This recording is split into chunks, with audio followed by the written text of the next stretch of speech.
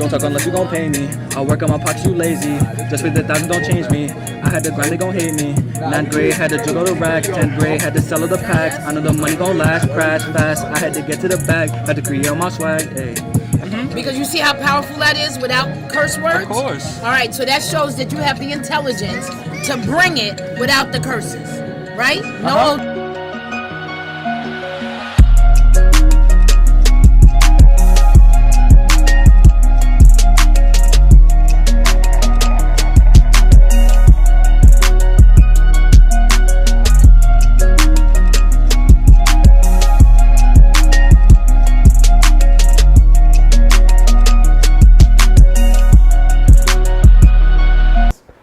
Street Corner Resources was originally founded to make education, employment, and training mobilely accessible in the Harlem community. While they needed resources, young people were becoming more and more gang involved.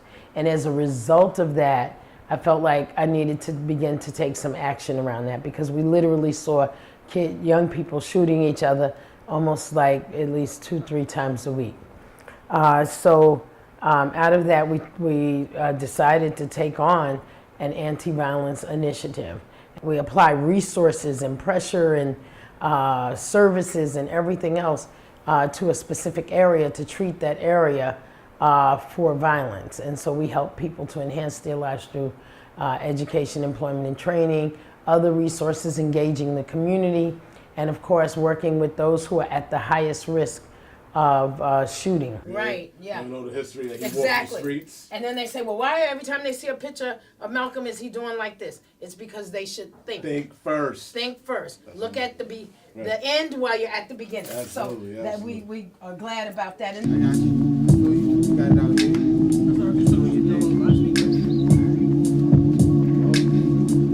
We are now able to boast 2 music studios, one in which we provide the oversight for at Harlem Renaissance High School, and the other is at 140th Street between 7th and 8th Avenue. And it allows young people an opportunity to create music. And not just music, but to learn how to engineer as well. So the music studio itself just kind of started because there was a lot of shooting on 128th Street, and kids would go from St. Nicholas projects to Lincoln projects, and Lincoln projects to St. Nick.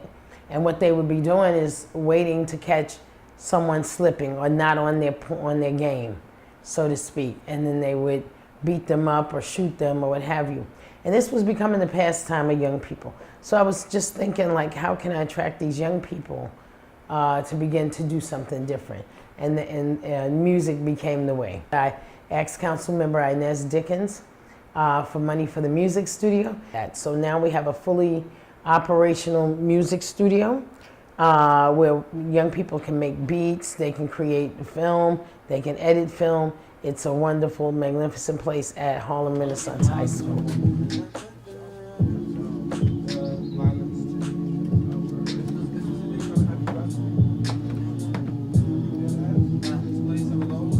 I work at Street Corner Resources as an assistant engineer. The AGVYEP employment program is Street Corner Resources' way of employing young people and putting them into fields that they like some people like me working in the studio engineering.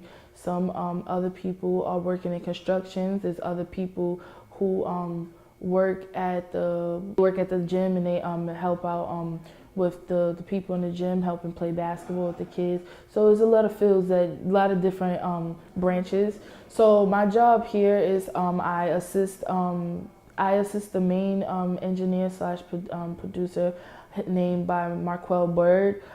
He's taught me everything that I've known. So my job here is basically just to run sessions and the studio, I teach students what I know with Pro Tools and what I know about Logic and production.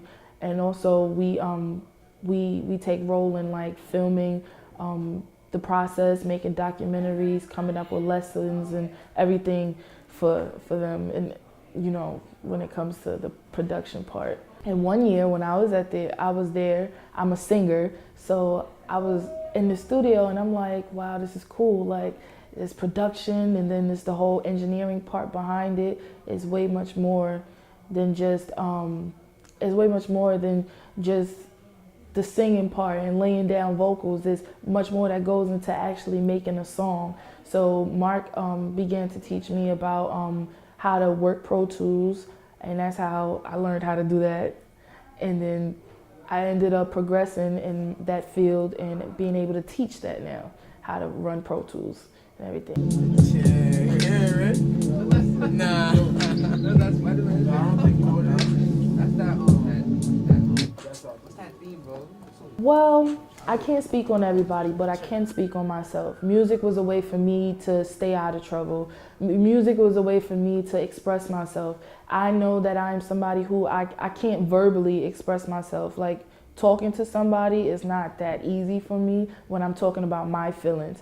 But one thing that I do know is that I could love to write down everything that's going on in my head, because if anybody can't understand, I know that I could write it out, and then it will put into sense of how I will be able to speak it out.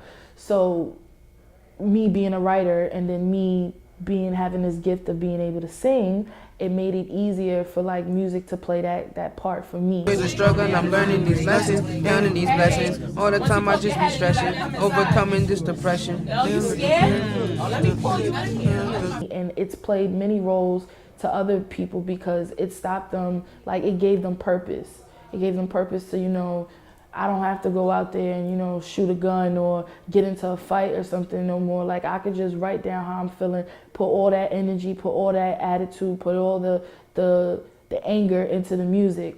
And that's what drew me to even wanting to go deeper into learning the whole process of music and where it came from and how does everything come together to make one body of work. You know, the thing is if you have young people with you, they're less likely to be involved in violence because they're with you.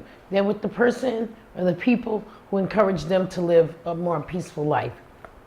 So oftentimes those young people are with us. I think the thing that made its mark on me was when it was Scotty Scott, this kid who was murdered in a kind of a crap game. And it saddened me that a 13-year-old would get shot in his head on the street. Well, it's not like a magic formula. Each situation is different, but most of the young people that we work with, we find that either they have not been introduced to work yet, or they've been introduced and they haven't been able to secure employment. The number of shootings within our catchment area from 137th to 145th between 7th and Lenox. So that's an area where most of the shootings would happen. We have not had a homicide for 845 days. Oh, the struggle still exists because guns are coming into our community and young people have access to guns. They can probably buy a gun easier than they can buy an Xbox or PlayStation. Most of the time guns are being brought from places like North Carolina, Georgia, Mississippi, places like that, not Tallahassee. And they're brought here in the back of trunks.